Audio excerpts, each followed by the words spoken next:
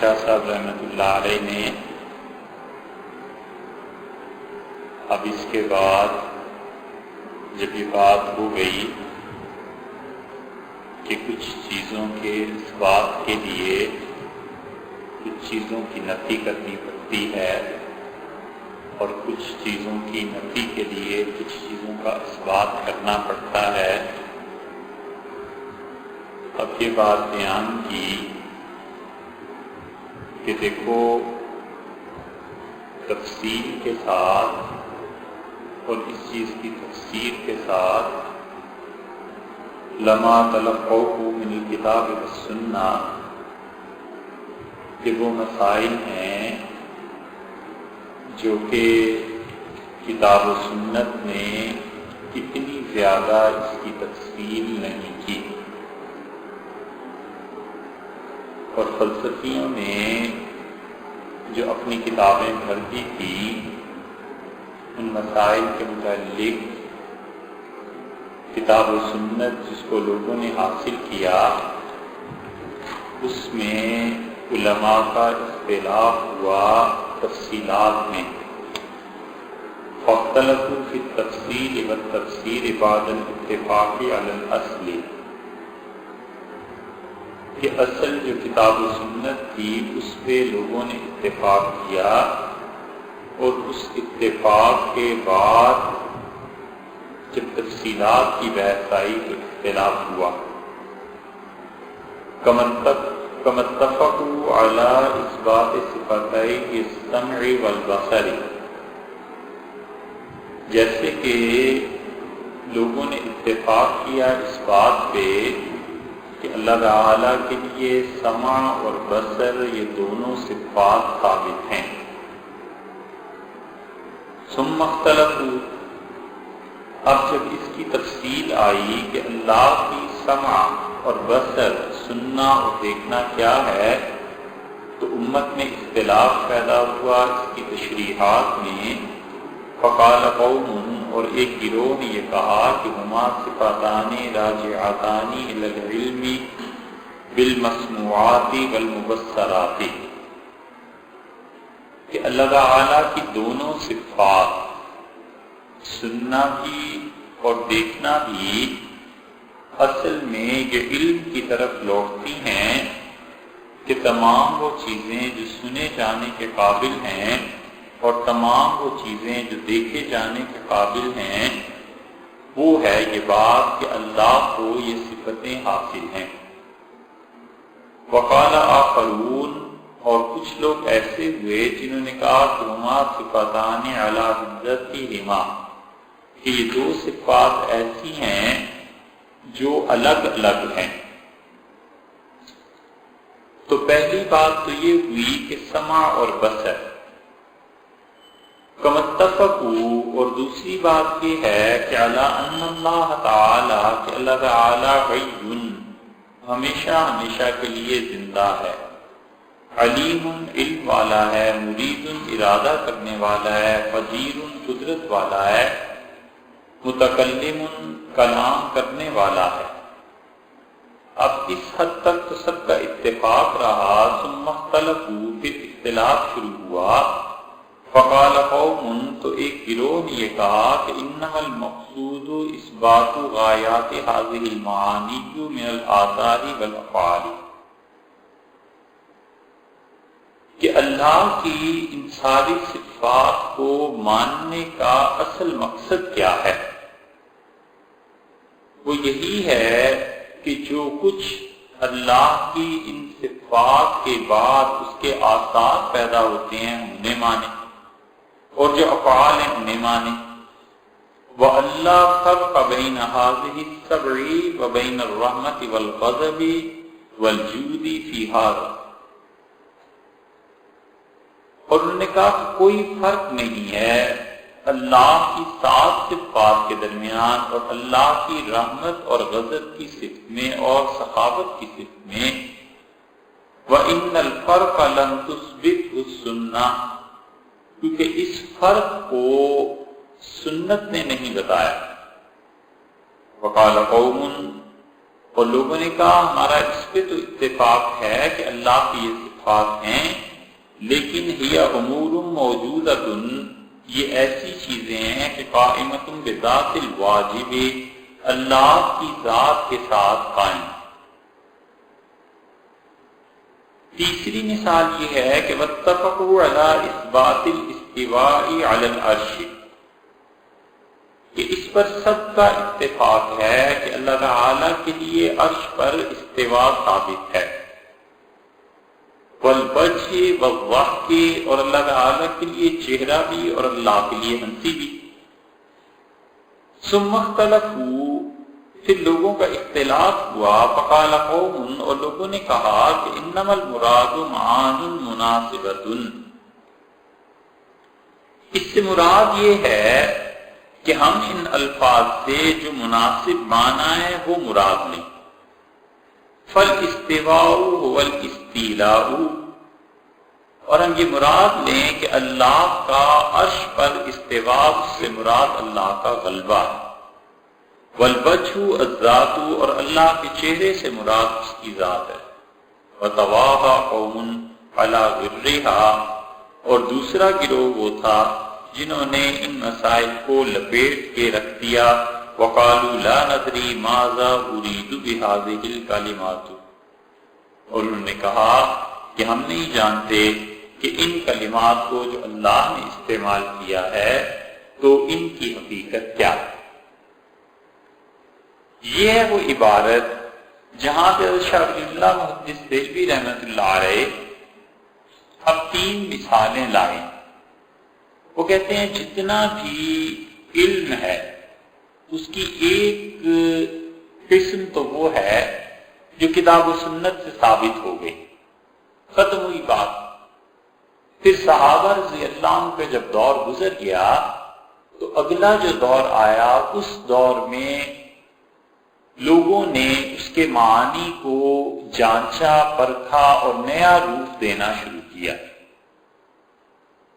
اور اس میں اختلاف ہوا۔ کچھ لوگوں نے کہا ان چیزوں کے معانی یہ ہیں، کچھ نے کہا ان کے معانی یہ ہیں۔ تو شاہ صاحب رحمۃ اللہ علیہ کا کہنے کا مقصد یہ ہے کہ کتاب و سنت نے ان معانی کے لیے کوئی تصریح نہیں کی، کتاب نے نہیں بتایا کہ اس لفظ کا یہ معنی متعین ہے، سنت نے بھی نہیں بتایا۔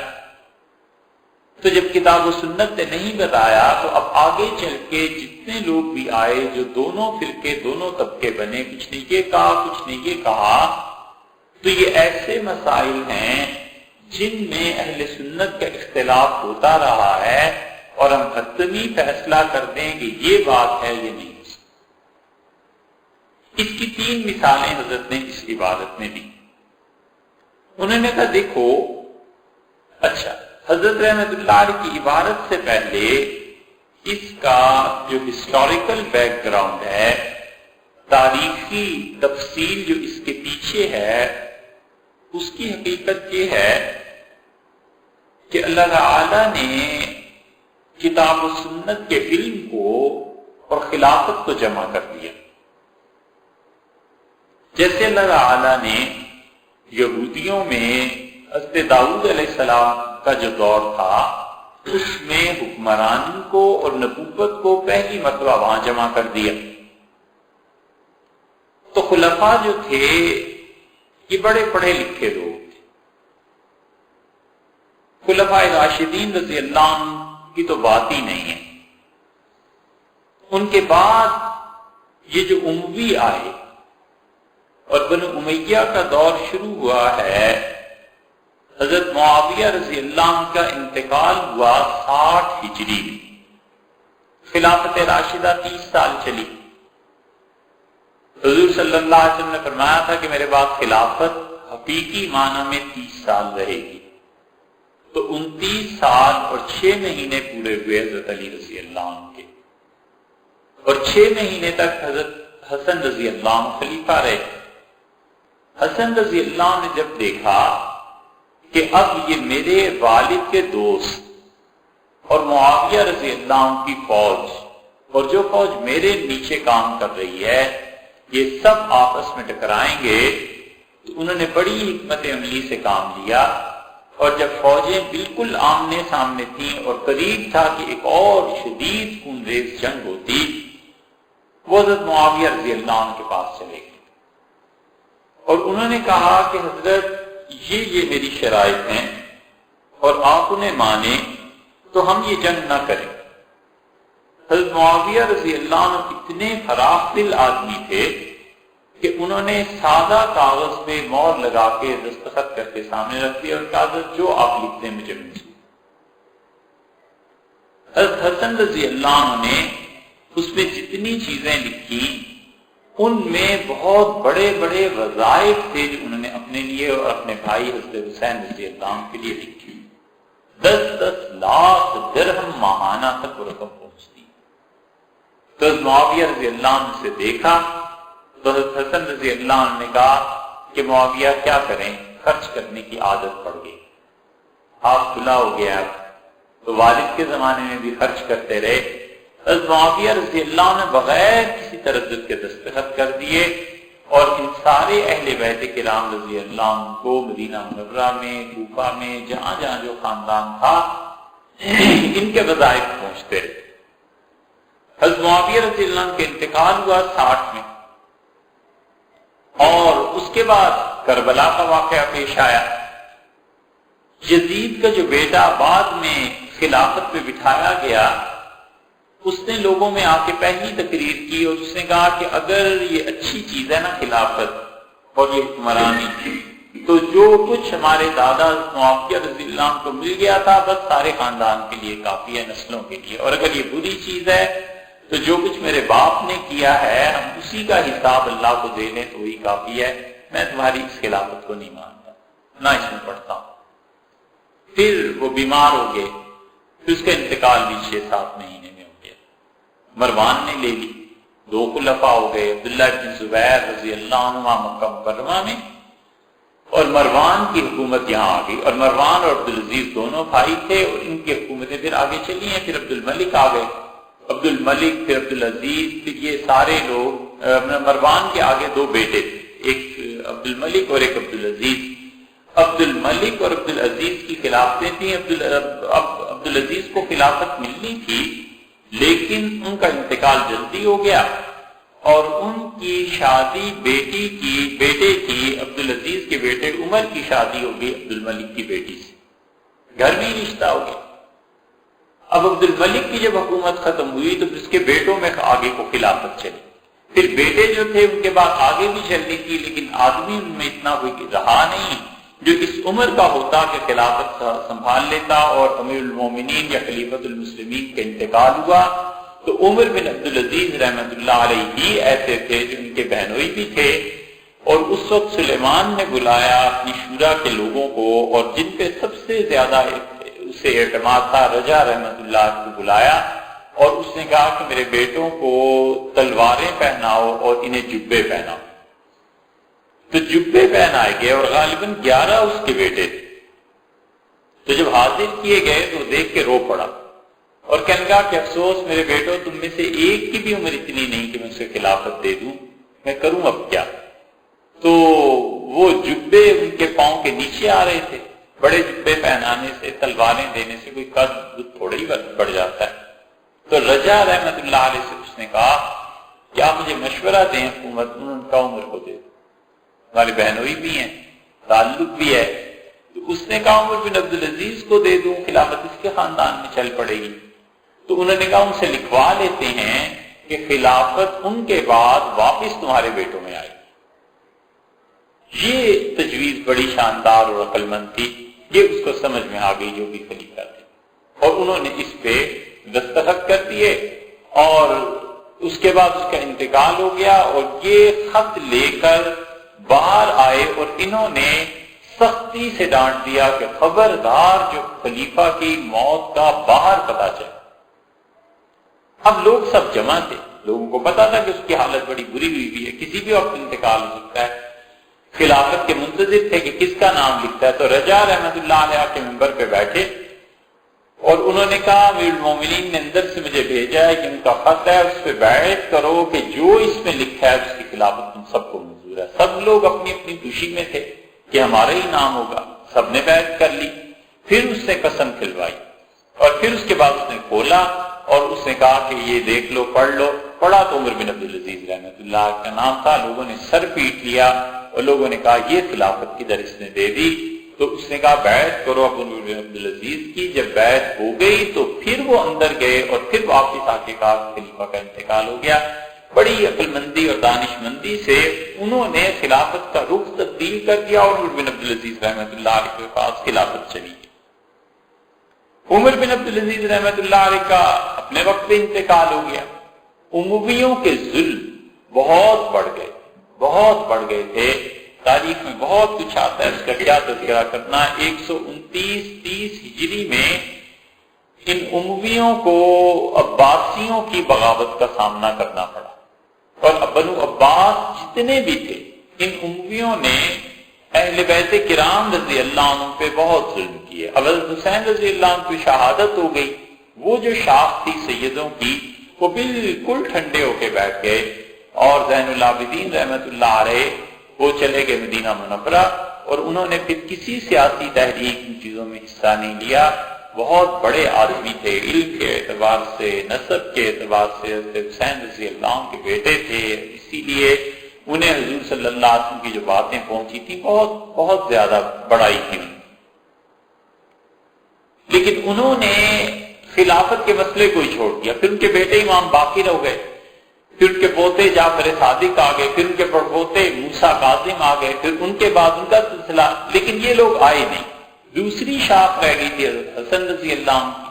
حضرت حسن رضی اللہ عنہ کی اولاد نے خلافت کو چاہا، اور پھر بنو امیہ نے حضرت حسن رضی اللہ عنہ کی اولاد کے خلاف وہ کیا ہے کہ لاشیں چوراہوں پہ لٹک گئی، جدھر لوگ گزرتے تھے شہروں میں لاشیں نظر آتی تھی، اور پتہ چلا کہ حضرت حسن رضی اللہ عنہ کے اولاد ان کے پوتے بڑپوتے ہیں، کیونکہ یہ چاہتے تھے کہ خلافت آئے۔ اب اس کے بعد تیسرا ایک خاندان رہ گیا تھا حضرت عباس رضی اللہ عنہ کا، کیونکہ وہ رسول اللہ صلی اللہ علیہ وسلم کے چچا تھے۔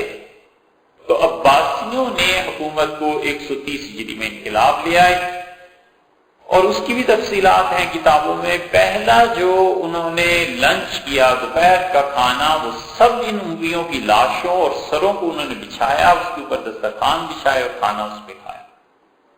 کچھ اموی شہزادے جو تھے وہ اس وقت شہر سے باہر دریا کے کنارے پکنک کے لیے گئے ہوئے تھے، نہا رہے تھے، تو کسی نے آ کے اطلاع دی کہ وہاں تو تمہارے باپ دادا سب قتل ہو گئے۔ وہ وہیں سے بھاگ گئے۔ عباسی آئے لیکن انہیں آنے میں دیر ہو گئی۔ وہ وہاں سے بھاگے، اپنے گھوڑوں پہ چھپتے چھپاتے افریقہ پہنچے، اور افریقہ میں مسلمانوں کی جتنی فوج لڑ رہی تھی اس کی کمان انہوں نے سنبھال لی۔ جب تک ان یہ خبر پہنچتی کہ بنو عباس آ گئے ہیں اور بنو امیہ کی حکومت الٹ گئی ہے، اس سے پہلے وہ کمان وہاں سنبھال چکے تھے۔ اور اس زمانے میں فرانس اور اس کے قریب کے علاقے فتح ہوئے، اسپین فتح ہوا، یہ سب کچھ تو پہلی اموی سلطنت کی بنیاد انہوں نے رکھی۔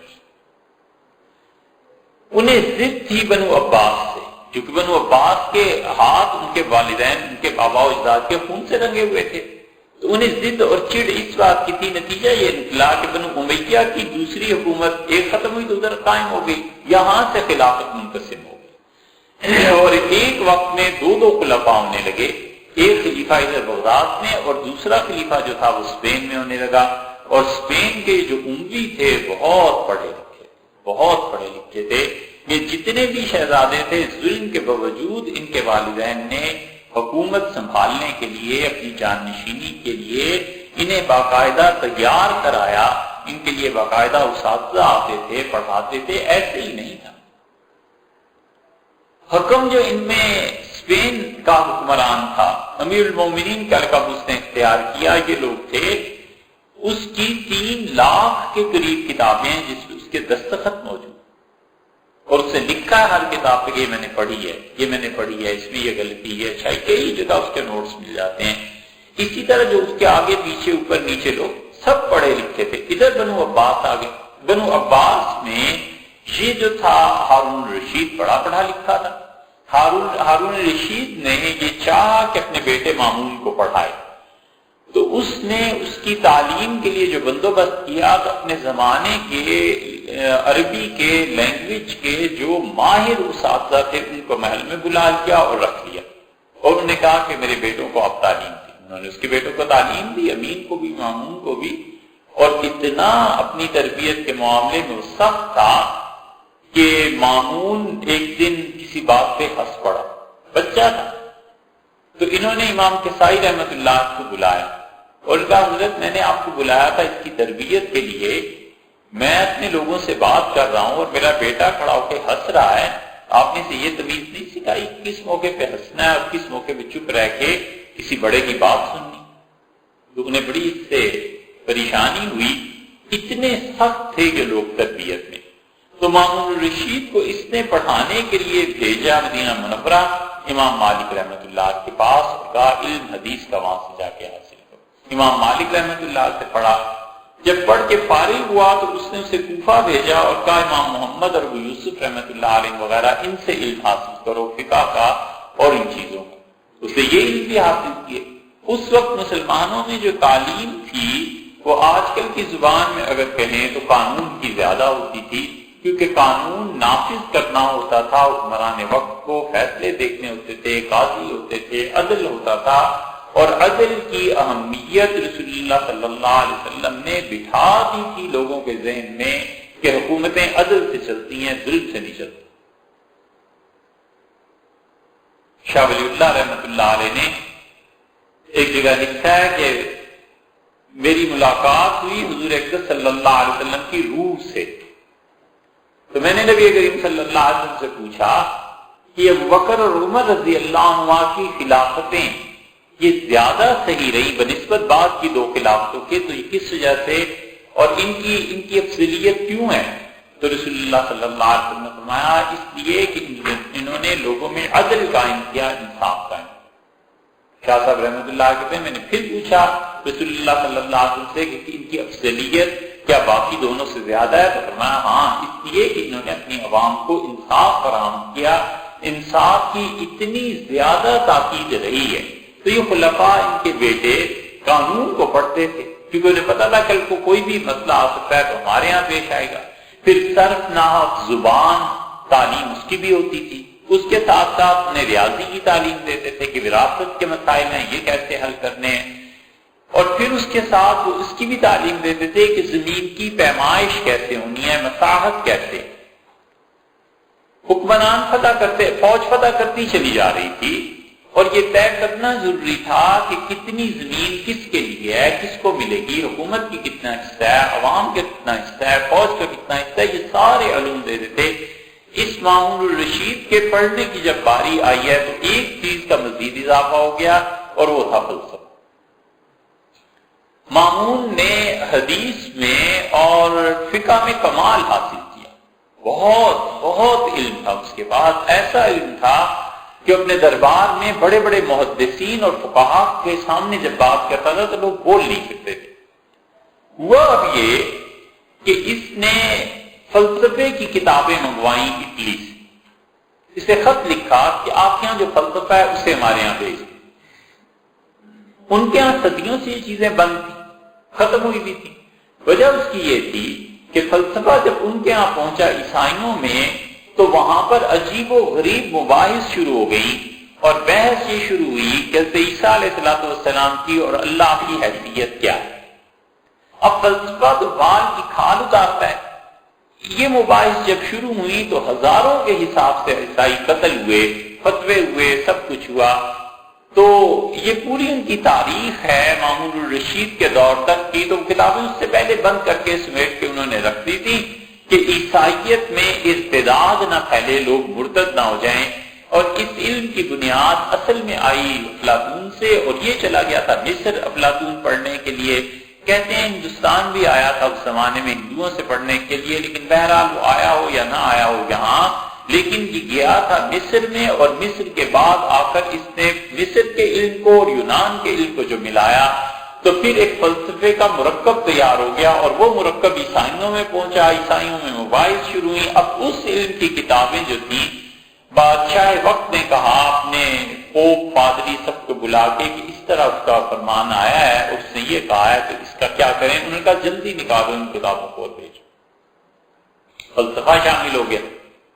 اس فلسفے نے اس کی شمولیت نے وہی ٹھیک مسائل مسلمانوں میں چھیڑے جو عیسائیوں میں سے پہلے دماغ تھا، پڑھتے تھے.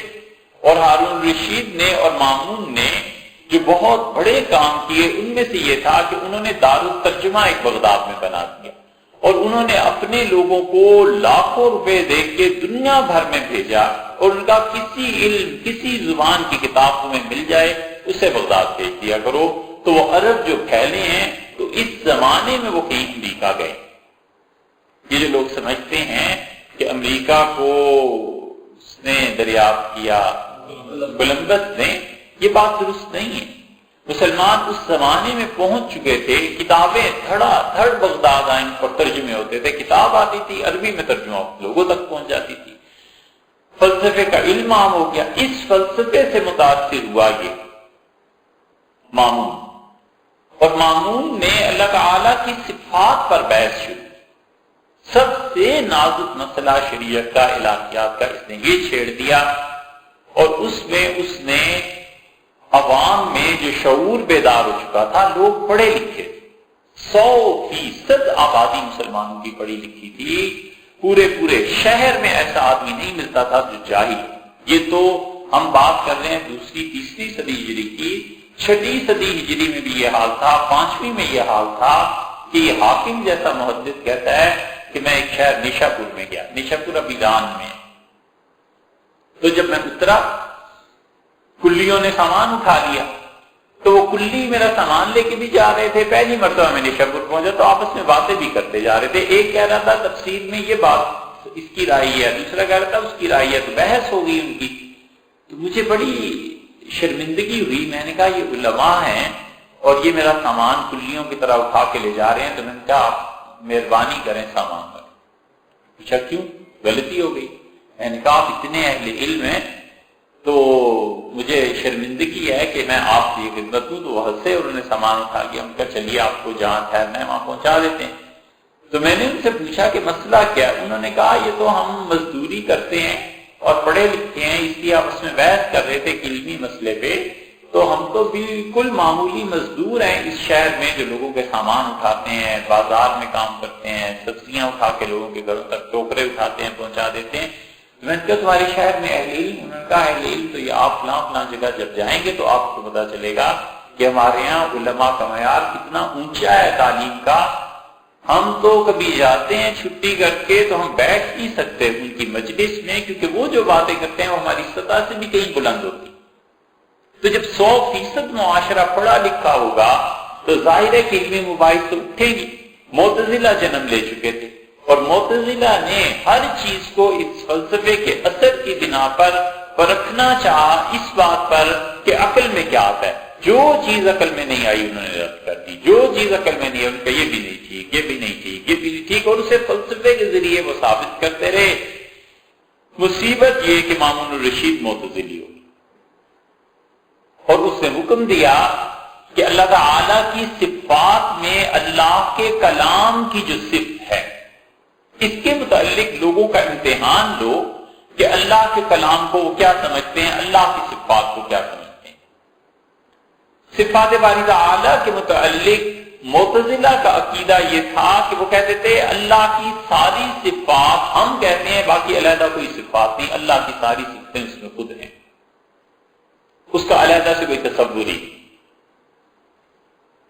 اور اللہ کی جتنی صفات ہیں یہ سب کی سب ختم ہونے والی. اللہ کی صفت کلام ہے کہ اللہ تعالیٰ نے گفتگو کی، تو اللہ کا گفتگو کرنا کیا الفاظ تھے؟ نہیں تھے. یہ اب فلسفی کی سوچ ہے نا. اچھا اللہ کے الفاظ تھے تو وہ الفاظ کہاں گئے؟ اگر اللہ نے کچھ الفاظ کہے تھے تو منہ کیسا تھا، زبان کیسی تھی؟ یہ سارے فلسفے کی مباحث اس طرح جب چلی تو معتزلہ کو کہنا پڑا کہ اللہ کا کلام تباہ ہونے والی چیز ہے. کیا تم اگر اللہ کے کلام کو بھی مانو گے کہ یہ ہمیشہ ہے اور ہمیشہ رہے گا تو تم ایک نہیں 2 خداؤں کے قائل ہو جاؤ. 3 خدا مانو گے، کل کو 4 خدا مانو گے، کتنے خدا تم مانو گے؟ تو اس عقیدے کو انہوں نے کفر قرار دے کے مامون الرشید نے کہا کہ جتنے بھی لوگ مل جائیں اس عقیدے کے متعلق انہیں جانچو اور جو اس عقیدے کا اقرار کرتا ہے کہ اللہ کی کلام کرنے کی صفت وہ ہمیشہ سے ہے اور ہمیشہ رہے گی، اس آدمی کو پکڑ کے جیل میں ڈالو۔ اور اس پاداش میں جو لوگ آئے، بڑے بڑے لوگ، علی بن مدینی رحمۃ اللہ علیہ، امام بخاری رحمۃ اللہ جیسا آدمی کہتا تھا کہ میں جب ان کے پاس جاتا تھا تو میں بالکل خالی برتن اپنے آپ کو محسوس کرتا تھا، اتنا علم اس شخص کے پاس تھا۔ علی بن مدینی نے دستخط کر دی تو لوگوں نے کہا اپنے جملے پہ دستخط کر دیے، تو رو پڑے۔ انہوں نے کہا میں کیا کرتا، اگر دستخط نہ کرتا اور مجھے مار دیتے تو رسول اللہ صلی اللہ علیہ وسلم کی جتنی احادیث کا علم میرے پاس اس وقت ہے یہ دنیا سے اٹھ جاتا، میں کیا کرتا۔ امام احمد ابن حنبل رحمۃ اللہ کے پہنچے، وہ نہیں مانے۔ امام احمد رحمۃ اللہ کہتے تھے دو میری دعائیں تو ایسی تھیں جو یقیناً اللہ نے قبول کی، ان میں سے ایک کا ذکر کرتے تھے کہ میں نے اللہ سے دعا کی کہ میں اس پہ دستخط نہیں کر رہا، لیکن اللہ میرا اور مامون کا سامنا نہ ہو۔ اور وہ کہتے تھے کہ مجھے مامون الرشید کے علم سے حیا آتی تھی، اتنا یہ پڑھا لکھا تھا۔ فرماتے تھے میں سوچتا تھا کہ امام مالک رحمۃ اللہ سے پڑھا ہے، امام محمد رحمۃ اللہ علیہ سے پڑھا ہے، تو میں اس کے سامنے کیسے جاؤں گا، کیا بات کروں گا؟ تو میں نے اللہ سے دعا مانگی، میں نے کہا اللہ میرا اس کا سامنا نہ ہو۔ مامون الرشید کا اچانک انتقال ہو گیا اور اس کے بعد ہوا جو کچھ ہوا، لیکن فلسفے نے اس طرح سے اسلامی معاشرے میں اپنی جڑیں پکڑ لی اور ہوتے ہوتے علم کلام کی مباحث سب شروع ہوئی، اور وہ دنگا اور فساد ہوا، وہ دنگل مچا کہ اگلی 5-6 صدیوں تک فلاسفہ کی، صوفیہ کی، حکماء کی، متکلمین کی جتنے تھے اس مباحث میں کتابیں لکھی گئیں، کیا کچھ لکھا گیا۔ شاہ صاحب رحمۃ اللہ علیہ اس کے متعلق جہاں فرماتے ہیں 3 مثالیں دے کے، وہ کہتے ہیں کہ امت میں یہ جو اختلاف پیدا ہوا فلسفے کی وجہ سے اور ان چیزوں کی وجہ سے، تو دیکھو کچھ لوگوں کی رائے یہ ہے، کچھ لوگوں کی رائے یہ ہے، تو یہ ایسی چیزیں نہیں ہیں جن کے متعلق میں یہ کہہ سکوں کہ یہ لوگ کفر میں چلے گئے، یہ لوگ اسلام میں چلے گئے، بلکہ بعض اوقات دونوں کی آراء وہ سنت کے مطابق اگر ہوں گی، کتاب و سنت کے مطابق تو مانی جائیں گی، نہیں کوئی رائے ہوگی تو اسے رد کر دیا جائے گا۔ شاہ صاحب رحمۃ اللہ علیہ نے اسے شروع جو کیا ہے 3 مثالوں۔ پہلی مثال انہوں نے دی، انہوں نے کہا کمتفقوا علی اثبات صفتئی السمع والبصر، جیسے کہ ساری امت کا اس پہ اتفاق ہوا کہ اللہ کی 2 صفات ہیں، سمع اور بصر۔ اچھا، اس تفصیلی عبارت سے پہلے ممکن ہے آپ کو ایک سطر کی بھی اس میں سے تشریح نہ ہو سکے، ہم اجمال اور خلاصہ بتا دیتے ہیں تاکہ سمجھنے میں آسانی ہو، پھر اس کے بعد یہ عبارت خود ہی منطبق ہو جائے۔ اللہ تعالیٰ کی صفات 2 طرح کی ہیں، اور ہمارے عقیدے اور ایمان کا یہ حصہ ہے کہ ہم اللہ کے لیے 8 حقیقی ذاتی صفات اللہ کی مانتے ہیں۔ اللہ کی کچھ صفات ایسی ہیں جو حقیقی ہیں، ذاتی ہیں، اس کی اپنی صفات ہیں، اور کچھ صفات ایسی ہیں جو فعلی، ان دونوں میں فرق ہے۔ اللہ تعالیٰ کی تمام وہ صفات جن کا تعلق اس کی ذات سے ہے، اس کی تعداد 8 ہے، انہیں صفات ذاتیہ بھی کہتے ہیں، انہیں صفات حقیقیہ بھی کہتے ہیں، انہیں صفات ثمانیہ بھی کہتے ہیں۔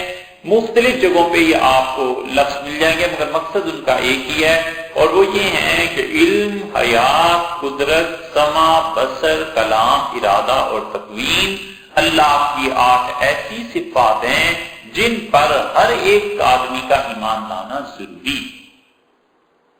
اگر کوئی شخص اللہ کی 8 صفات پہ ایمان نہیں رکھتا تو حقیقت میں اس کا ایمان پورا نہیں ہوتا۔ اللہ کی 8 صفات اس کی ذاتی، باقی ساری صفات اس کی فعلی، علم، ارادہ، قدرت، سمع، بصر، کلام، تکوین، حیات، یہ 8 صفات ہوتی۔ اللہ کی ذاتی صفات میں اور اللہ تعالی کی فعلی صفات میں یہ فرق ہے کہ ذاتی صفات کی ضد نہیں قائم ہو سکتی اور فعلی صفات کی ضد قائم ہو جاتی۔ مثلا اللہ کی ذاتی صفات میں حیات ہے، زندگی، اس کے بالکل برعکس آپ دیکھیں تو وہ موت ہے، اللہ کے لیے موت نہیں۔ علم ہے، علم کے مقابلے میں جہالت ہے، اللہ کے لیے جہالت نہیں ہے.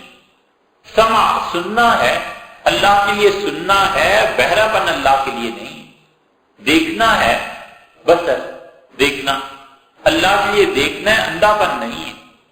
ارادہ ہے، ارادے کے مقابلے میں بے حسی ہے. ارادہ ہے اللہ کے لیے اور اللہ کے ہاں بے حسی نہیں ہے. تو جتنی بھی 8 صفات ہیں، علم، حیات، قدرت، سمع، بصر، کلام، ارادہ، تکوین، ان 8 کو ماننا ضروری ہے کہ اللہ کی 8 ذاتی صفات ہیں اور اس کی ضد قائم نہیں ہو سکتی. اور باقی جتنی صفات ہیں اللہ کی وہ فعلی ہیں، اللہ کی فعلی صفات کی ضد قائم ہوتی. مثلاً رحمت، اس کے مقابلے میں غضب. محبت، اس کے مقابلے میں نفرت. اللہ اپنے بعض بندوں پر رحمت نازل کرتا ہے اور بعض بندوں پہ لعنت بھی ہوتی ہے. جیسے قرآن کریم نے کہا اللہ تعالیٰ کچھ لوگوں کو رزق دیتا ہے، کچھ کو رزق سے محروم کر دیتا ہے. خدا کسی انسان کو عزت دے دیتا ہے، ذلت بھی دے دیتا ہے. تو یہ جتنی صفات ہیں اللہ کی باقی، یہ اللہ کی صفات ہیں فعلی، اور اللہ تعالیٰ کی ذاتی صفات وہ 8 ہیں. خدا کی ان ذاتی صفات کو اشاعرہ اور ماتریدیہ سب مانتے ہیں اور وہ اللہ کی ان صفات کے قائل ہیں. معتزلہ اس تقسیم کے قائل نہیں. اسی طرح شیعہ کے کئی ایک گروہ ہیں جو اس تقسیم کے قائل نہیں.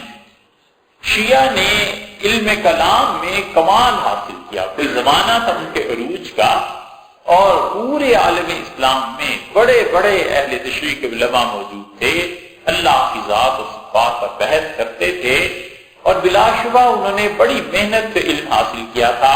اب کہیں کوئی خال ہو تو ہو، وگرنہ کم سے کم ہمارا ملک تو اس سے خالی ہے کہ اللہ تعالیٰ کی صفات پہ حقیقت میں کوئی بحث کر سکے. تو یہ اللہ تعالیٰ کی صفات کا مسئلہ جب زیر بحث آیا تو اہل سنت والجماعت نے کہا کہ یہ چیزیں، معتزلہ نے اللہ کی صفات کو ماننے سے اب صراحتاً تو انکار نہیں کیا.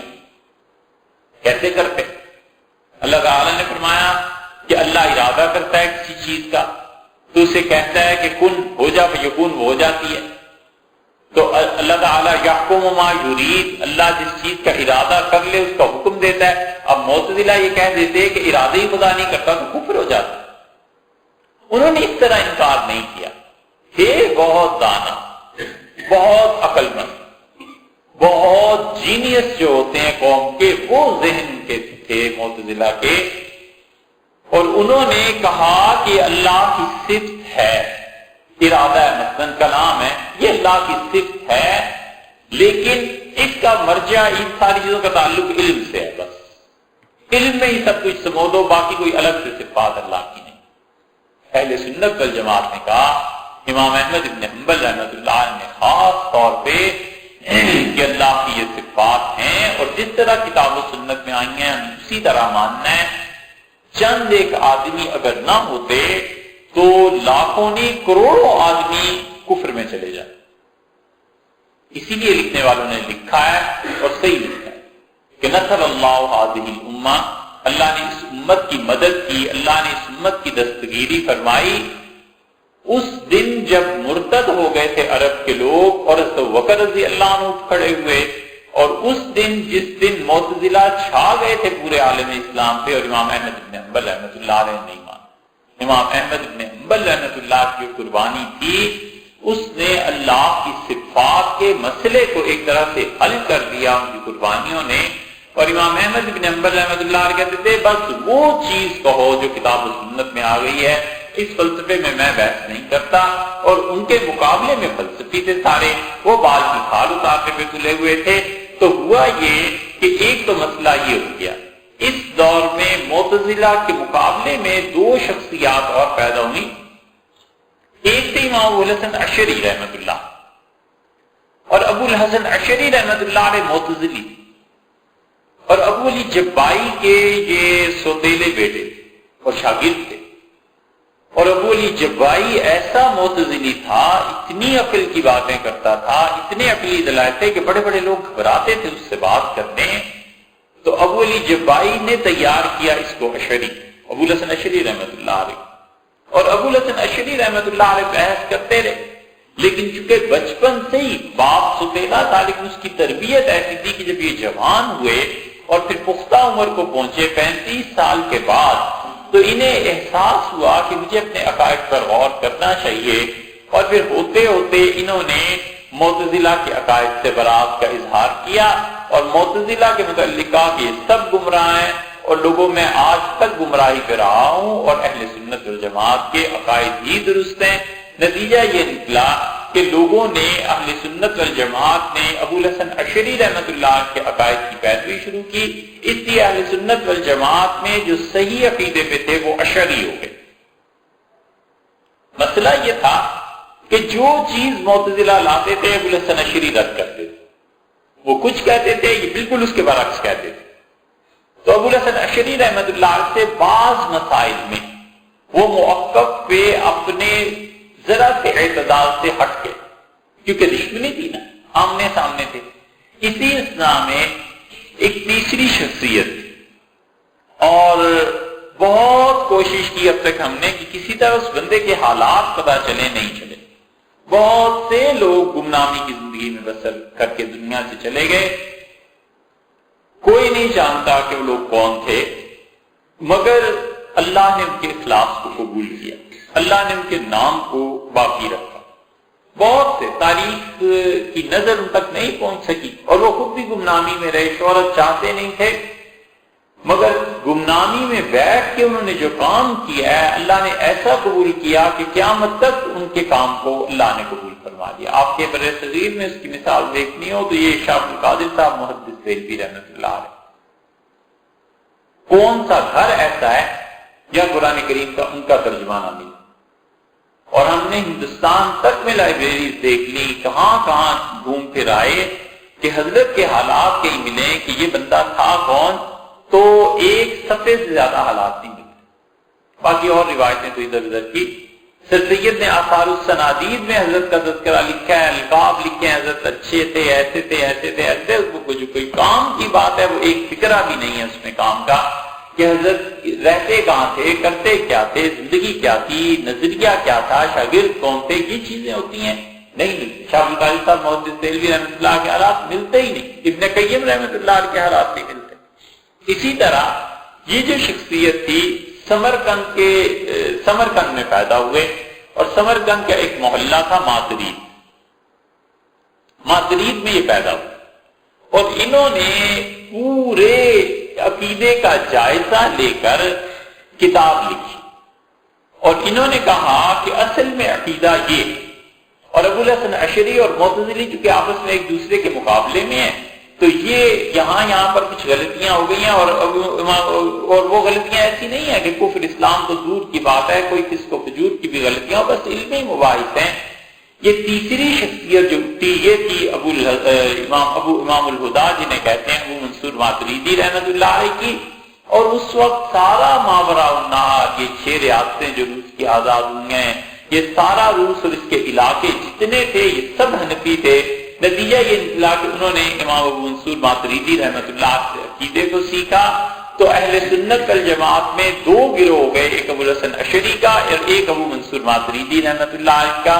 جتنے ہم حنفی تھے یہ ابو منصور ماتریدی رحمۃ اللہ علیہ کی طرف چل پڑے، اور وہ چونکہ بغداد میں تھے تو اس لیے حنبلی، شافعی، مالکی یہ جو تینوں تھے ان میں حنبلی اور شافعی بہت سے امام اشعری رحمۃ اللہ کے ساتھ ہو گئے، شافعی تو کم ہی ملیں گے جو اشعری نہ ہو، اور ایک امام مالک رحمۃ اللہ کے لوگ رہ گئے تھے۔ تو مالکیوں نے اس کی وجہ سے بھی کہ امویوں کی اسپین کی حکومت کو بغداد سے چڑ تھی کہ اس خلافت کو ہم نہیں ایسے تسلیم کرتے، تو انہوں نے ان کی بجائے ابو الحسن یہ امام الہدا رحمۃ اللہ علیہ کو ترجیح دی، اور مالکی اکثر جو ہے وہ ماتریدی ہوگی۔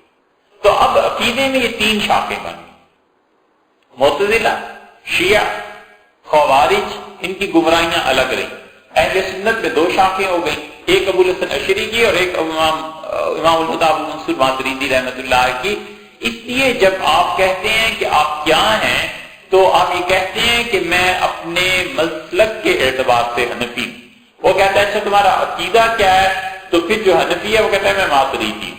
ماتریدی کا مطلب یہ ہے کہ میں اس شخص کے عقیدے پر یقین رکھتا ہوں، امام الہدا جو ماترید محلے میں پیدا ہوئے تھے سمرقند میں، کچھ پتا نہیں ہے اس آدمی کا، چار سطریں اگر لکھنا چاہیں تو کوئی نہیں ملتا کہ انہوں نے کتنا بڑا کام کیا، لیکن منصور ماتریدی رحمت اللہ نے یہ کام کیا۔ اب اس کے بعد حنبلیوں نے جتنی قربانی دی، امام احمد ابن حنبل رحمت اللہ علیہ نے، اس پہ آیا پھر زوال، اور زوال اس طرح آیا کہ ان حنبلیوں میں ایسے بدبخت پیدا ہوئے جب یہ بحث شروع ہوئی کہ اللہ کی حقیقی صفات کیا ہیں اور اللہ کی ذاتی اور حقیقی اور فعلی صفات کیا ہیں، تو انہوں نے کہا جی علم، حیات، قدرت وغیرہ وغیرہ۔ دوسری طرف فعلی صفات آ گئی۔ تیسری بحث چھڑی کہ اللہ نے جو قرآن کریم میں یہ کہا ہے کہ اس کی پنڈلی، اور اللہ نے قرآن کریم میں یہ جو کہا ہے کہ آدم علیہ السلام کو میں نے اپنے ہاتھوں سے پیدا کیا، یہ چیزیں کیا ہیں؟ تو معتزلہ تو ان چیزوں کو کسی اور نظر سے دیکھتے تھے، حنبلیوں میں ایسے بدبخت پیدا ہو گئے جنہوں نے کہا کہ یہ سارے الفاظ اللہ کے اپنے حقیقی معنی میں بات ہے۔ اللہ کا بھی ایک چہرہ ہے، اللہ کے بھی ہاتھ ہیں، اللہ تعالیٰ کی بھی پنڈلی ہے، اور اللہ کا بھی سینہ ہے، اور اللہ کے بھی بازو ہیں، اور یہ ساری خرافات کو لکھتے چلے گئے۔ لیکن اس کی شدید طور پر دوسرے حنبلی جو تھے انہوں نے تردید کی، یہ ایسی چیز ہے جو اب صدیوں کے بعد دوبارہ زندہ ہوئی۔ جب سے یہ تیل نکلا ہے نا سعودیہ میں، اس تیل کی کارستانیاں، اور اس تیل کی وجہ سے وہ وہاں بیٹھ کر پوری امت میں اپنے عقیدے نظریے کے متعلق یہ ثابت کرنا چاہتے ہیں کہ ہم سے بڑا کوئی آدمی نہیں ہو، ہم سب کچھ جانتے ہیں، اور اسی بنیاد پر وہ تیل کا پیسہ ہر جگہ جاتا ہے۔ ایسے مدارس کھل رہے ہیں، ایسے لوگ پیدا ہو رہے ہیں جو اس قسم کے مباحث کو چھیڑتے ہیں، اور سعودیہ کے علماء وہ سب کے سب اس میں آ جاتے ہیں، اور وہ کہتے ہیں اسی لیے ان میں ایسے لوگ بھی ہیں کہ جن کے متعلق کیا آدمی کہے، مگر وہ کہتے ہیں کہ اچھا یہ اشعری ہے، یہ کافر ہے، اچھا تم ماتریدی ہو، تم کافر۔ حیران رہ گئے ہم ان لوگوں کی باتیں سن کے۔ مسجد نبوی میں ایک دفعہ جانا ہوا حج کے موقع پہ، تو جو تقریر کر رہے تھے انہوں نے خود اس بات کو کہا، انہوں نے کہا کہ اب ہمارے یہاں ایسے پیدا ہو گئے ہیں جنہیں عقیدے کی پتہ ہی نہیں ہے کہ اشعری چیز کیا ہوتا ہے، اور وہ بھی اشعریوں کو کافر کہتے ہیں۔ اس مبالغے سے کام مت۔ لیکن اب صورتحال ایسی، اسی لیے وہ اس عقیدے کو، نظریے کو پھیلاتے ہیں کہ اللہ عرش پر ہے، اللہ تعالیٰ عرش پر ہے۔ اب کوئی کہتا ہے کیسے ہے، تو کہتے ہیں ہمیں نہیں پتا کیسے ہے، لیکن اللہ عرش پہ ہے۔ کہتے ہیں اللہ کے لیے ہاتھ ہے، اللہ کے لیے انگلیاں ہیں، معاذ اللہ۔ اور ان سے جو بات کرو وہ عقیدے پر سب سے پہلے بات کرتے ہیں۔ اب کہتے ہیں کہ تمہارا عقیدہ کیا ہے؟ جب انہیں کہو کہ عقیدتاً میں اشعری ہوں یا حنفی ہوں، تو وہ یا ماتریدی ہوں، نہیں مانتے۔ اور اسی ظلم کا نتیجہ یہ ہے کہ ہمارے یہاں جتنے مدارس کو چندہ آتا ہے سعودیہ سے، یا جتنے مدارس کے محتممین کا تعلق ہے سعودیہ سے، وہاں کے علماء سے، وہاں کے پیسے سے، یا وہ کھل کے ان کے خلاف بول نہیں سکتے، وہ کبھی بھی ان کے عقیدے کی تردید نہیں کرتے، بھول کے بھی ان کے عقیدے کی تردید نہیں کرتے، حالانکہ بیچ میں سے جانتے ہیں کہ عقیدہ ان کا غلط ہو رہا ہے، وہ اللہ کے لیے جسم کے قائل ہو رہے ہیں، اس کے خلاف کوئی نہیں بولتا۔ وجہ اس کی ہے کہ پھر چندہ بند ہو جائے گا۔ پھر سعودیہ والوں کو اطلاع ملی کہ یہ آدمی ماتریدی ہے، یہ اشعری ہے، تو ممکن ہے اس کو ویزا ہی نہ ملے۔ اسی لیے اللہ تعالیٰ کی صفات کے بارے میں جو اہل سنت والجماعت کا مسلک رہا، اس مسلک کے خلاف اب جو وہاں بات ہوتی ہے تو وہ نہیں بولتی۔ دو چیزوں کا آپ خود تجزیہ کیجئے، کبھی ایک اس کے خلاف نہیں بولتے۔ سعودی علماء وہ عقیدے میں جو مرضی گئے، اللہ عرش پہ ہے، معاذ اللہ، اللہ تعالیٰ کی بھی کوئی جسم ہے، استغفر اللہ، اس قسم کی باتیں کرے، کوئی اس کی تردید ہمارے میں سے نہیں کرتا، کیونکہ اپنے مفادات عزیز ہیں۔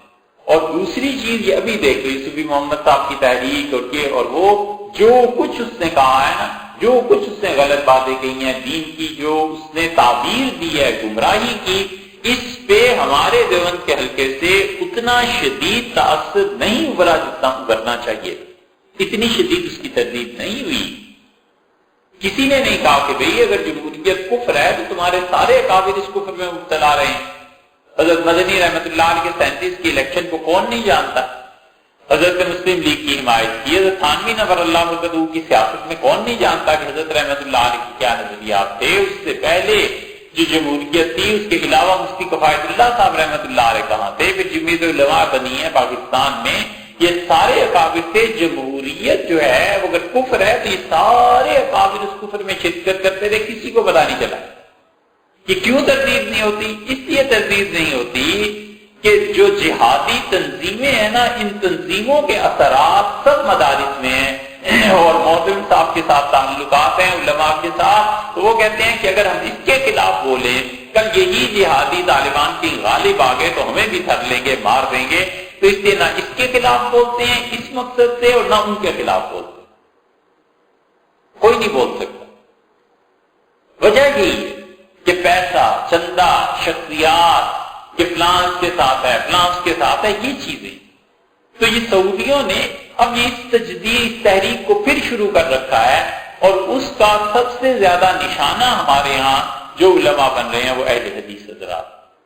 اس لیے ان کے یہاں چلے جاؤ، وہ عقیدے کی بحث چھیڑیں گے. وہ پوچھیں گے تمہارا کیا عقیدہ ہے اللہ کے متعلق؟ اللہ عرش پہ ہے. اچھا اللہ ہر جگہ ہے؟ معاذ اللہ، استغفر اللہ. اللہ تعالیٰ تم جانتے ہو ہر جگہ ہے، تو کیا اللہ واش روم میں بھی؟ یہ جو پین ہے میں اسے یوں بند کر رہا ہوں تو یہ جو پین جو اندر خلا ہے کیا خدا اس میں بھی ہے؟ یہ اس قسم کی چیزیں، یہ سعودیہ کا تیل اور پیسہ وہ پوری دنیا میں اس چیز کو پروموٹ کر رہا ہے کہ تم اس نظریے کو، اس فکر کو پھیلاؤ. اور اس کے مقابلے میں چونکہ ماتریدی اور اشاعرہ اشری حضرات کم ہیں اور پیسے والے بھی نہیں ہیں، اسباب بھی نہیں ہیں، اس لیے ان کی کوئی سنتا نہیں. ان حنبلیوں کو عقیدے میں اتنی گمراہی ہوئی کہ دیکھو ان پہ وہ وقت گزرا ہے جب ابن جوزی رحمت اللہ علیہ حنبلی تھے، بڑے سخت حنبلی تھے، پکے. انہوں نے ایک کتاب لکھی ہے دفع شبہۃ التشبیہ، اور ابن جوزی رحمت اللہ علیہ کا انتقال ہوا ہے 597 ہجری میں. تو 6ویں صدی گویا پوری ہو گئی. سب ان کے شاگرد پورے عالم اسلام میں، اور ابن جوزی اللہ تعالیٰ نے عجیب علم دیا تھا. حدیث میں بھی لکھا ہے، تاریخ اس کی دیکھ لو، تفسیر دیکھ لو، فقہ دیکھ لو، فتوے دیکھ لو. اور جب وہ وعظ کرتے تھے، لوگوں کو اللہ کی طرف دعوت دیتے تھے، تو ابن جوزی رحمت اللہ علیہ کے ہاتھ پہ توبہ کرنے والوں کی تعداد 1,00,000 سے بھی زیادہ. اتنا اثر تھا ان کی زبان میں. ابن جوزی رحمت اللہ علیہ نے آخر تنگ آ کے ان حنبلیوں سے کتاب لکھی. اور کتاب کیوں لکھی اس کی عبارت آپ کے سامنے پڑھتا ہوں، آپ کو خود پتا چل جائے گا کہ وہ کیا کہتے ہیں. کتاب کہتے ہیں کہ وَرَأَيْتُ مِنْ أَصْحَابِنَا مَنْ تَكَلَّمَ فِي الْأُصُولِ بِمَا لَا يَصْلُحُ. اور ہمارے حنبلیوں میں سے کچھ لوگ ایسے ہیں جنہوں نے اللہ تعالیٰ کی ذات و صفات کے جو اصول ہیں ان پر ایسا کلام کیا جو مناسب نہیں ہے. وَانْتَدَبَ لِلتَّصْنِيفِ ثَلَاثَةٌ. اور ان میں سے 3 ایسے تھے جنہوں نے کتابیں بھی لکھی. ابو عبداللہ بن حامد، ایک ابو عبداللہ حامد تھا، وصاحبہ القاضی ابو یعلا، اور دوسرا تھا اس کا دوست قاضی ابو یعلا. یہ قاضی ابو یعلا 2 ہیں. یہ جو قاضی ابو یعلا ہے جس کا رد کر رہے ہیں یہ اور ہے، اور مسند ابی یعلا جو حدیث کی بڑی مشہور کتاب ہے وہ شخصیت اور کہتے ہیں. دوسرا اس کا دوست ابو یعلا تھا، اور تیسرا ابن الزاغونی. فصنفوا کتبا، ان تینوں نے ایسی کتابیں لکھی شانوا بہل مذہب، جس سے حنبلی مذہب، حنبلی مسلک کو سخت نقصان پہنچا اور وہ گر گئے. وَرَأَيْتُهُمْ قَدْ نَزَلُوا إِلَى مَرْتَبَةِ الْعَوَامِ. اور میں نے دیکھا کہ انہوں نے اللہ تعالیٰ کی صفات کے بارے میں ایسی چیزیں لکھی ہیں کہ عام عوام کے درجے تک پہنچ گئے. فَحَمَلُوا الصِّفَاتِ عَلَى مُقْتَضَى الْحِسِّ. انہوں نے اللہ کی صفات کو محسوس چیزوں کی طرح کر دیا. معاذ اللہ تعالیٰ کو مثلا غصہ آیا تو انہوں نے کہا خدا کے چہرہ بھی سرخ ہو جاتا ہے. جو چیزیں احساس سے محسوس ہو سکتی ہیں خدا کو بھی اس درجے پر لے آئے. یہ تینوں ایسے لوگ نکلے. فَسَمِعُوا أَنَّ اللَّهَ سُبْحَانَهُ وَتَعَالَى خَلَقَ آدَمَ علیہ الصلوۃ والسلام. جب انہوں نے سنا اس حدیث کو کہ رسول اللہ صلی اللہ علیہ وسلم فرمایا کہ اللہ تعالیٰ نے آدم علیہ السلام کو پیدا کیا علی صورت ہی، اللہ نے اپنی شکل پر پیدا کیا، اپنی صورت پہ، فَأَثْبَتُوا لَهُ صُورَةً، تو انہوں نے اللہ کے لیے بھی ایک شکل بنا لی، انہوں نے کہا اللہ کی بھی کوئی شکل ہے، وَوَجْهًا، اور اللہ کا بھی ایک چہرہ ہے، زَائِدًا عَلَى الذَّاتِ، جو اللہ کی ذات کے علاوہ، اور یہ تینوں کتابیں لکھنے والے وعینین، اور انہوں نے کہا خدا کی بھی دو آنکھیں ہیں، وفمن، اور اللہ کا منہ بھی ہے، ولہواتن، اور جب تم خدا کے لیے منہ کو مانو گے تو تالو کو بھی مانو گے، زبان کے اوپر کا حصہ ان کا اللہ کے لیے تالو بھی ہے، وَضْرَاتًا، اضراتن اللہ کی داڑیں بھی ہیں، وَأَضْوَاءً، اور اللہ کے یہاں چہرے پہ روشنیاں بھی ہیں، لِوَجْهِهِ السُّبْحَاتِ، اور اللہ کے چہرے کی روشنیوں کو نام سبحات رکھا، وَيَدَيْنِ، اور نے کہا اللہ کے دو ہاتھ بھی ہیں، وَأَصَابِعَ، خدا کی انگلیاں بھی ہیں، وَكَفًّا، اللہ کی ہتھیلی بھی ہے، وَخِنْصَرًا وَإِبْهَامًا، اللہ کے لیے چھوٹی انگلی بھی ہے اور اللہ کا انگوٹھا بھی ہے، وَصَدْرًا، خدا کا ایک سینہ بھی ہے، وَفَخِذًا، اور اللہ کی ران بھی ہے، وَسَاقَيْنِ، اللہ کی پنڈلیاں بھی ہیں، وَرِجْلَيْنِ، اور اللہ کے دو پاؤں بھی ہیں، وَقَالُوا مَا سَمِعْنَا بِذِكْرِ الرَّاسِ، ایسے ظالم ہیں کہ انہوں نے کہا ہاں سر نہیں ہم کہتے اس لیے کہ ہم نے سنا ہے۔ آگے سن، وَقَالُوا، اور انہوں نے کہا يَجُوزُ أَن يَمُسَّ وَيُمَسَّ، اور اللہ کے لیے بالکل یہ ہو سکتا ہے جو اپنے بندوں کو چھوئے اور بندے اسے چھو لیں، ٹچ کر لیں، معاذ اللہ، وَيُدْنِ الْعَبْدَ مِنْ ذَاتِهِ، اور اللہ بندے کو قریب کرتا ہے اپنی ذات سے بالکل قریب، اللہ کی اور بندے کی مسافت ناپنے لگے۔ قَالَ بَعْضُهُمْ وَيَتَنَفَّسُ، اور کچھ نے کہا کہ خدا سانس بھی لیتا ہے، ثُمَّ إِنَّهُمْ يَرْضَوْنَ الْعَوَامَ بِقَوْلِهِمْ، اور پھر انہوں نے اس قسم کا نظریہ لوگوں کو دینا شروع کیا ان گمراہوں نے۔ پھر اس کے بعد آگے ایک جگہ چل کے لکھتے ہیں وَقَدْ تَبِعَهُمْ خَلْقٌ مِّنَ الْعَوَامِ، لوگوں کی اکثریت ایسی ہو گئی ہمارے ملکوں میں جنہوں نے اس کے عقیدے کو مان لیا، وَقَدْ نَصَحْتُ التَّابِعَ وَالْمَتْبُوعَ، تو جو ان کے قائدین ہیں ان کو اور جو پیچھے چلنے والی عوام ہے میں سب کو کہتا ہوں، فَقُلْتُ لَهُم، میں نے ان سب سے کہا یا اصحابنا انتم اصحاب نقل واتباع، میرے دوستو تم سب کے سب امت میں نقل اور اتباع کے لیے مشہور ہو، یعنی جو حدیث آ گئی صحیح نقل ہو کر پہنچ گئی اسے ماننا اور اس کی پیروی کرنی ہے، اپنی رائے کو دخل نہیں دینا۔ امت میں ہمارا وصف یہ رہا، وَإِمَامُكُمُ الْأَكْبَرُ، اور جس امام کی تم پیروی کرتے ہو، احمد بن حنبل رحمہ اللہ تعالی، امام احمد بن حنبل رحمۃ اللہ علیہ، یقول وهو تحت السیاط، کوڑوں کی بارش میں انہوں نے یہ کہا کہ کیف اقول ما لم یقل، معتزلہ میں کیسے اس عقیدے کا اقرار کروں جو جس عقیدے کو حضور صلی اللہ علیہ وسلم نہیں سکھا کر گئے۔ تمہارے امام اتنے شدید تھے اپنے عقیدے میں، اور فَإِيَّاكُمْ مَنْ تَبْتَدِعُوا فِي مَذْهَبِهِ، تم کچھ تو سوچو، بچو اس سے کہ حنبلی مسلک میں تم بدعات کو پیدا کرو، ما لیس منہ، اور یہ ایسی بدعتیں ہیں جن کو امام احمد بن حنبل رحمۃ اللہ نہیں کہا۔ ثم قلتم، پھر تم نے یہ کہا کہ احادیث کے معاملے میں کہ تحمل علی ظاہریہ، حدیث میں جو کچھ آ گیا ہے اللہ کے متعلق ان کو مان جاؤ بس۔ فظاہر القدم الجاریہ، حدیث میں مطلب یہ آیا کہ اللہ کا پاؤں ہے، تو پاؤں تو ایک عضو ہے نا جسم کا، تو تم نے کہا اللہ کے لیے عضو ثابت کرو، معاذ اللہ۔ تو یہ تمہاری گمراہی ہے کہ جو لفظ آ گیا ہے اس کو انسانوں کے ساتھ تشبیہ دے کے ماننا، فَإِنَّهُ لَمَا قِيلَ فِي عِيسَىٰ علیہ السلام، یہ ایسی گمراہی ہے جو عیسائیوں میں آئی تھی جب انہوں نے عیسیٰ علیہ السلام کے متعلق بحث کی کہ سقطت النصارى، نصارى لعنهم اللہ تعالی، اللہ کی لعنت ہو ان عیسائیوں پہ کہ انہوں نے ان کے سامنے جب عیسیٰ علیہ السلام کا مسئلہ آیا تو انہوں نے اتنی بڑی بات کہہ دی، خدا کی لعنت ہو اس پہ، کہ انہوں نے کہا کہ صفۃ ہی روح، اللہ کی جو روح تھی وہ لجت فی مریم، وہ اللہ سے نکل کے مریم میں داخل ہو گئی، معاذ اللہ۔ انہوں نے کہا کہ یہ وہ کرتوت ہیں جو تم اب کر رہے ہو، اور پھر اس کے بعد آخر پر چل کے لکھتے ہیں ابن جوزی کہ فلا تدخلوا فی مذہب هذا الرجل الصالح السلفی ما لیس منہ، اسی لیے اب کوئی آدمی حنبلی مسلک کو قبول کرنے کے لیے تیار نہیں ہے، فَلَقَدْ قَسِيتُمْ هَذَا الْمَذْهَبَ شَيْئًا قَبِيحًا، اور تم نے اتنا اس کو گرا دیا ہے، حنبلی مسلک کو اتنا نقصان پہنچایا ہے، حَتَّى صَارَ لَا يُقَالُ عَنْ حَنبَلِيٍّ إِلَّا مُجَسِّمٌ، یہاں تک کہ لوگ کہتے ہیں جو حنبلی ہے وہ ضرور اللہ کے لیے جسم کا بھی قائل ہوگا، جو حنبلی ہے وہ مجسم بھی ہوگا، تجسیم بھی مانتا ہو۔ تم نے اتنا اس مذہب کو رہا ہے۔ ثُمَّ زَيَّنْتُمْ مَذْهَبَكُمْ أَيْضًا، اور پھر دوسری رئی سے ہی کثر تم نے پوری کیا جو کرتوت تم کرتے ہو، بالعصبیت لِیزید ابن معاویہ، یہ جو تم یزید ابن معاویہ کو اچھا کہنے لگے ہو، یہ رئی سے ہی کثر تم نے اس میں پوری کر دی ہے۔ وَلَقَدْ عَلِمْتُمْ، حالانکہ تمہیں پتہ ہے، أَنَّ صَاحِبَ الْمَذْهَبِ أَجَازَ لَعْنَتَهُ، ہمارے امام احمد بن حنبل رحمۃ اللہ علیہ نے اپنے مسلک کے مطابق یزید پر لعنت کی اجازت دی۔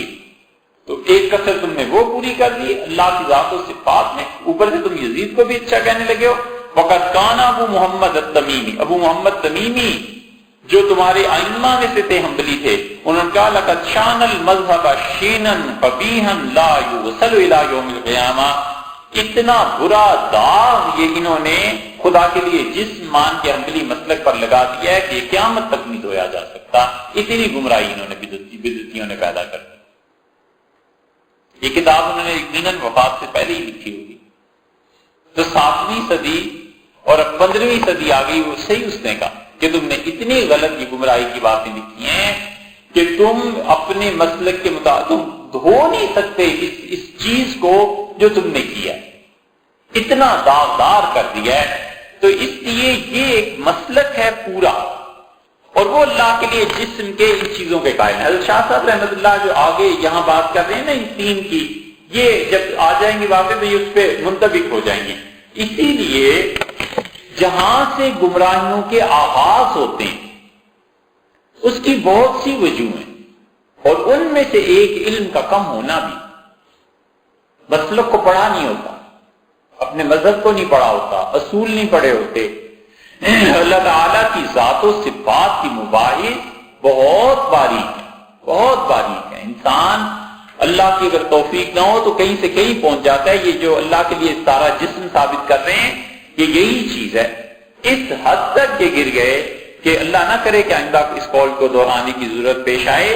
ایسے بدبخت ان حنبلیوں میں پیدا ہو گئے کہ انہوں نے کہا دو چیزوں کے بارے میں سوال نہ کرو، ایک یہ کہ اللہ تعالیٰ مؤنث ہے یا مذکر ہے، یہ اعضاء کیسے ہیں، اور ایک خدا کی داڑھی کیسی ہے معاذ اللہ، باقی سارا میں خدا کے متعلق تم بتاؤں گا کہ کتنا بڑا ہے، کتنا چوڑا ہے، کتنا چھوٹا ہے، کتنا اس کا قد ہے، کتنا اس کا بت ہے، کہاں بیٹھ سکتا ہے، کہاں نہیں بیٹھ سکتا۔ یہ سارے کفر کے جملے یہ ان لوگوں نے لکھے۔ وجہ اس کی یہ تھی کہ ظاہر میں جو لفظ آ گیا نا کتاب و سنت میں، اڑ گئے اس پہ کہ اللہ نے کہا کہ چہرہ تو خدا کا چہرہ ہے معاذ اللہ، اور پڑھا نہیں اصول کو کہ صحابہ کرام رضی اللہ عنہ اور بعد کے حضرات کیا کہتے تھے۔ اس لیے یہاں پر پہنچ کر وہ لوگ جو اعتدال میں رہے اور ہندوستان میں پہنچ کے جن لوگوں کو مثلا تصوف، اللہ کے اچھے بندوں کے ساتھ تعلق، ذکر، اذکار کے رہے، یہ لوگ کبھی بھی اعتدال سے نہیں نکلے۔ میں نے کہا صبر کرو، حوصلے سے کام لو، اتنی کیا مصیبت تمہیں پڑ گئی۔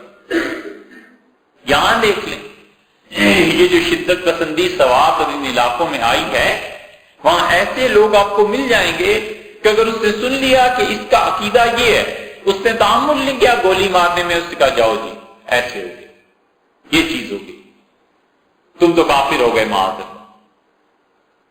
وہ جو صبر اور تحمل ہوتا تھا اپنے مخالفین کو سننے کا، ان کے دلائل کو سننے کا، یہ کہنے کا کہ بھئی تمہارا ہمارا اختلاف اس موضوع پہ اتنا ہے اتنا نہیں ہے، یہ چیزیں نہیں رہی۔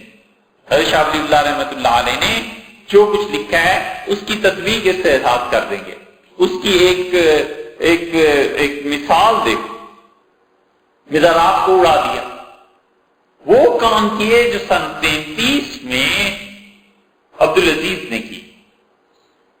شاہ سعود، فیصل، خالد، فاض، یہ موجودہ عبداللہ، ان سب کے باپ نے جنت البقیع میں بلڈوزر پھروا دی اور سب قبریں برابر کر دی۔ کوئی نہیں جانتا عثمان رضی اللہ عنہ کی قبر کہاں ہے، کوئی نہیں جانتا امام مالک رحمۃ اللہ علیہ کی قبر کہاں ہے۔ 10,000 کے قریب صحابہ رضی اللہ عنہ تابعین تو ان صدیوں میں دفن تھے. یہاں اس کے بعد جو امت کے صلحاء دفن ہوتے ہیں وہ تو الگ ہیں. یہ شدت پسندی تھی, انہوں نے کہا بالکل برداشت ہی نہیں کرنا.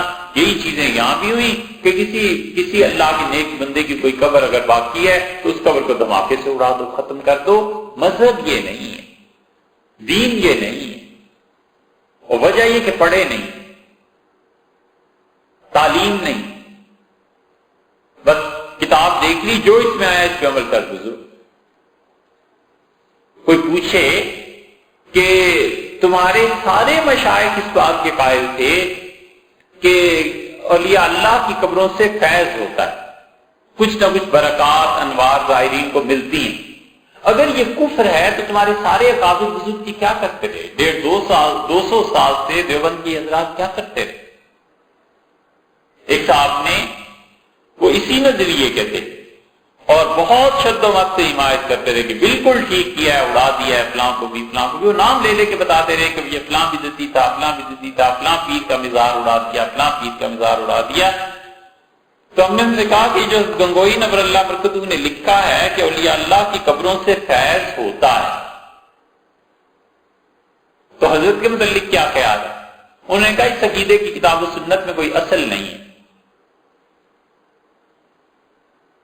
میں نے کہا کتاب و سنت میں اصل ہر چیز کی ملتی بھی نہیں, ائمہ کا اجتہاد ہے. ہر اجتہاد کی اصل تم کتاب و سنت سے اگر ڈھونڈنے جاؤ گے تو پھر اجماع اور قیاس ان کا تو کوئی کام ہی نہیں رہتا. بہت سی چیزیں ہیں جو ہم قیاس سے ثابت کرتے ہیں.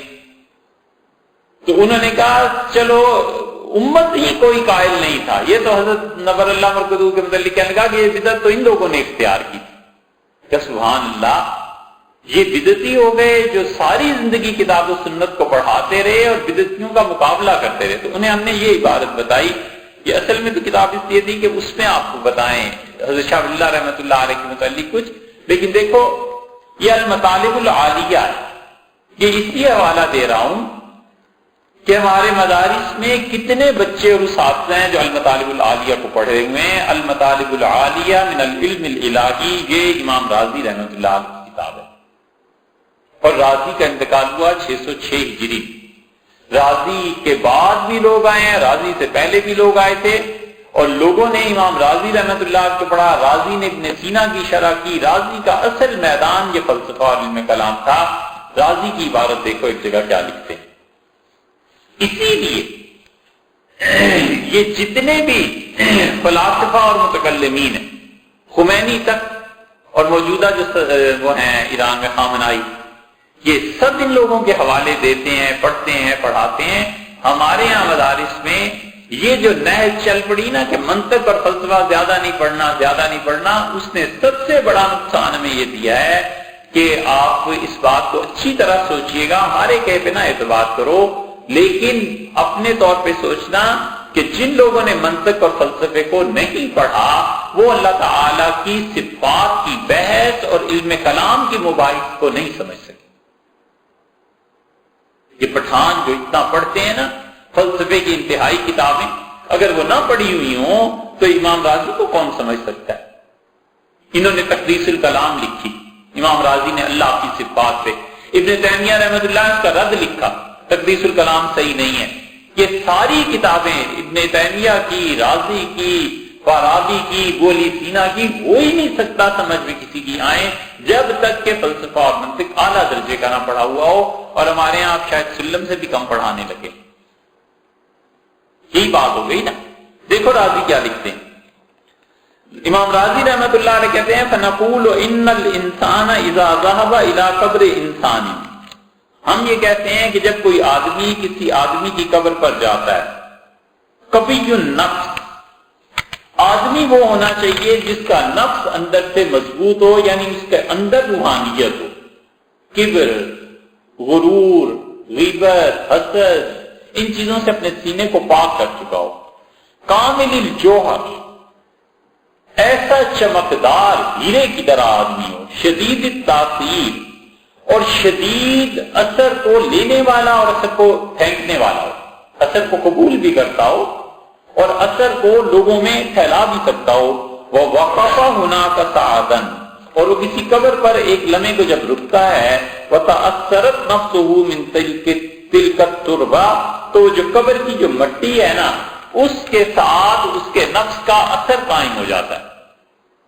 وہ سمجھتا ہے یہ میرے شیخ کی قبر ہے، وہ سمجھتا ہے کہ اللہ کے کسی اچھے آدمی کی قبر ہے، تو اندر سے نفس میں جو عقیدت اور احترام اٹھتا ہے دل میں، وہ اس قبر کی مٹی کے ساتھ تعلق پیدا کرتا ہے۔ حصل لنفس هذا الظاہر تعلق بتلك التربة، تو یہ جو اس مزار پر گیا تھا، قبر پر گیا تھا، اسے اس مرکز اس قبر کی مٹی کے ساتھ تعلق پیدا ہو جاتا ہے۔ وقد عرفت ان لنفس ذلك المیت تعلق بتلك التربة، اور یہ بات جانی ہوئی ہے کہ میت جو اندر دفن ہے قبر میں، اسے اس مٹی کے ساتھ یقیناً تعلق ہے۔ فَحِينَئِذٍ يَحْصِلُ لِنَفْسِ هَذَا الظَّاهِرِ الْحَيِّ وَلِنَفْسِ ذَلِكَ الْإِنسَانِ الْمَيِّتِ مُلَاقَاتًا، تو پھر یہ جو آدمی گیا تھا قبر پہ اور وہ جو بزرگ اس میں دفن ہے، ان دونوں کے درمیان قبر کی مٹی مشترک ہو جاتی ہے، ان دونوں کے درمیان جو واسطہ بنتا ہے وہ مٹی بن جاتی ہے۔ پھر کہتے ہیں بسبب اجتماعہما علی تلک التربہ، اور اس مٹی پر چونکہ یہ دونوں جمع ہو گئے ہیں، فصارت ہاتان النفسان شبیہتان بمرآتین ثقیلتین، تو دیکھو یہ اس طرح ہو گیا کہ ایک آئینے کو دوسرے آئینے کے بالمقابل رکھ دو، وضعتا بحیث ینعکس الشعاع من کل واحدۃ منہما الی الاخری، تو ادھر کے آئینے کا عکس ادھر پڑے گا، ادھر کے آئینے کا عکس ادھر پڑے گا۔